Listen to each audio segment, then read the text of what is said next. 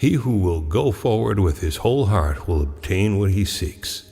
Only do not be of two minds, reads the opening of the 160-page book, The Gospel of the Lots of Mary, a 1,500-year-old book that contains a previously unknown gospel has been deciphered.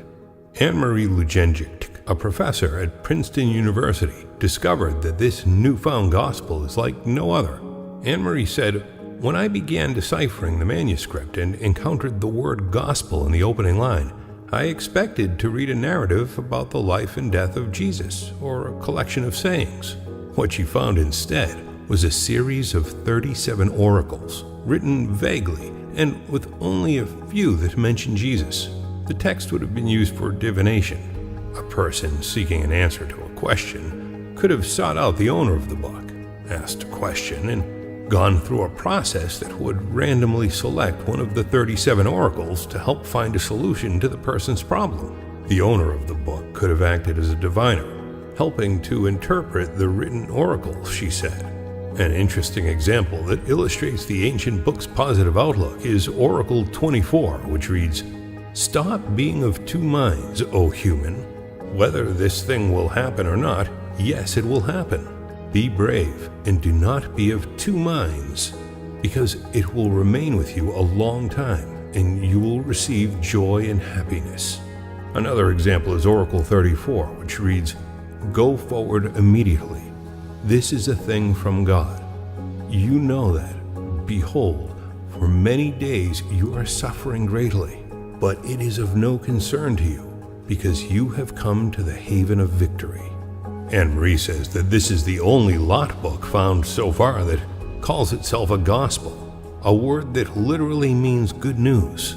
Although people today associate the word gospel as being a text that talks about the life of Jesus, people in ancient times may have had a different perspective. On the other hand, New York Times bestselling author Greg Braden speaks about another manuscript, the Gospel of Thomas. He's saying that in this manuscript, which was written about 300 years after the time of Jesus, there are two important keys. Gospel of Thomas, verse 106, translated from the Nag Hammadi Library, it says, "When you make the two, thought and emotion, one, you will say to the mountain, 'Move away,' and the mountain will move away." It's saying that when you can marry your thought and your emotion into one single potent force, that's when you have the power to speak to the world. When you make the two one, the two, thought and emotion, when the two become one in our hearts, we create the feelings in our bodies. Here's another example from the Gospel of Thomas, verse 48, which says almost the same thing. This was so important that it was recorded at least 3 different times in the same gospel. Look at what it says. "If the two make peace with each other in this one house, they will say to the mountain, 'Move away,' and it will move away."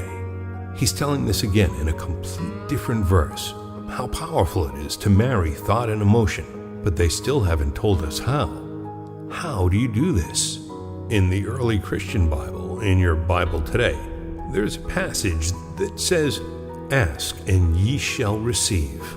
To ask, we must speak to the field of divine matrix in the language that field recognizes.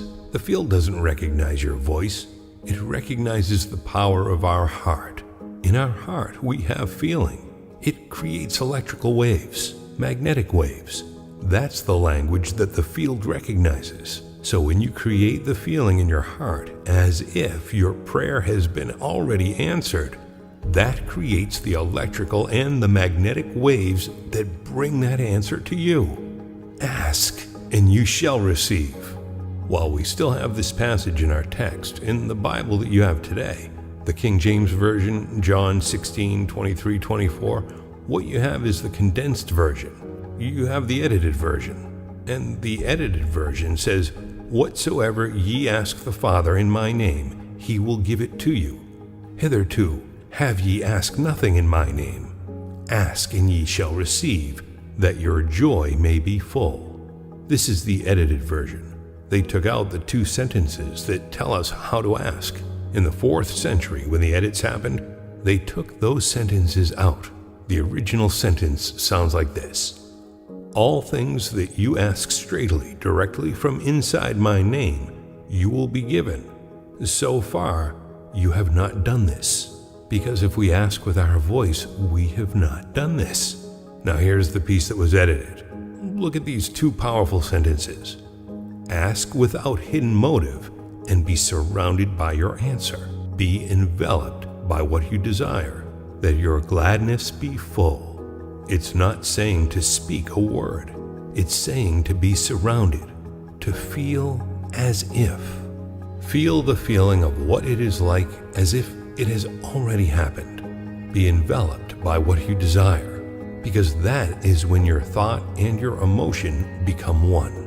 Now, if that sounds too religious, because it's from the Bible, look at what the philosopher Neville says in his book, The Power of Awareness. It's the same thing. Neville says, you must make your future dream a present fact by assuming the feeling of your wish fulfilled. The primary similarity between these two Gospels is that they're both saying the same thing, but differently. It's saying that using this language, we can speak to the divine matrix. It's the language of no words. Every one of you is speaking to this field every day. The question is, do you know what you're saying to the field?